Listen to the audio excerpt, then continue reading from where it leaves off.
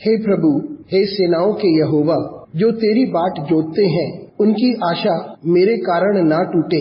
हे Israel के परमेश्वर, जो तुझे ढूंढते हैं उनका मुंह मेरे कारण काला ना हो।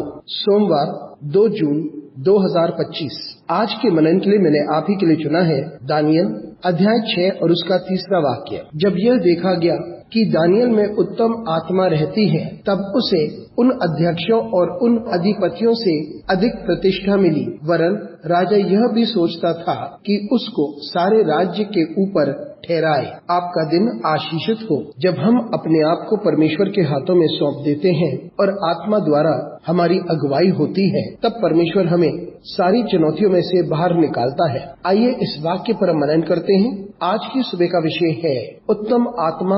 दानियल और उसके 3 मित्र, उन्होंने अपने आप को परमेश्वर के हाथों में सौंप दिया था और वे जो भी कार्य करते थे वे परमेश्वर को महिमा देते थे। जब दानियल को बुलाया गया कि वे सपने को समझाए, तो उसने सर्वप्रथम परमेश्वर को महिमा दी। उसने कहा, मैं नहीं, लेकिन जो परमेश्वर मेरी अगुवाई करता है वही उसी के द्वारा मैं बोलता हूँ। क्योंकि दानियल वफादार, भला और वही करता था जो परमेश्वर चाहता है कि वह करे, इसलिए उसे हर अधिकारी के ऊपर प्रतिष्ठित किया गया। और क्योंकि उसके पास एक उत्तम आत्मा थी, इसलिए राजा ने योजना बनाई कि उसे संपूर्ण राज्य में सर्वप्रथम रखा जाए। इसका अर्थ यह है कि दानियल को सर्वश्रेष्ठ जगह पर रखा गया, कि दानियल को उस राज्य में सर्वश्रेष्ठ पद पर तैनात किया गया। लेकिन क्योंकि दानियल को एक ऊंचा पद मिला, इसलिए विरोधी इकट्ठा हो गए। जैसे उन्होंने सुना कि दानियल को प्रतिष्ठा मिल रही है, वे दानियल के बारे में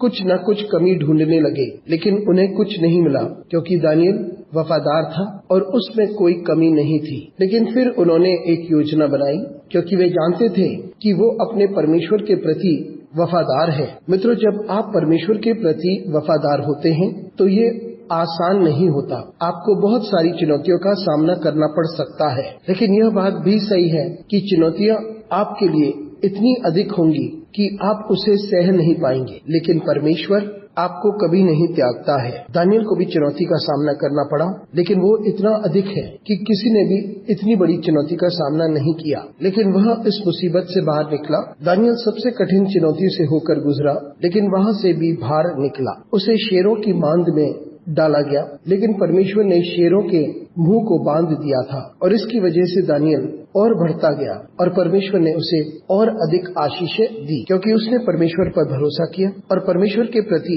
वफादार बना रहा। हम परमेश्वर के प्रति निरंतर वफादार बने रहें। हम अवश्य चुनौतियों का सामना करेंगे, लेकिन परमेश्वर हमें बाहर निकालता है। अनुग्रहकारी परमेश्वर, स्वर्गीय पिता, तुझे धन्यवाद देते हैं। हमारी सहायता कर परमेश्वर, ताकि हम निरंतर तुझ पर भरोसा करते रहें। यीशु मसीह के नाम से मांगते हैं, आमीन।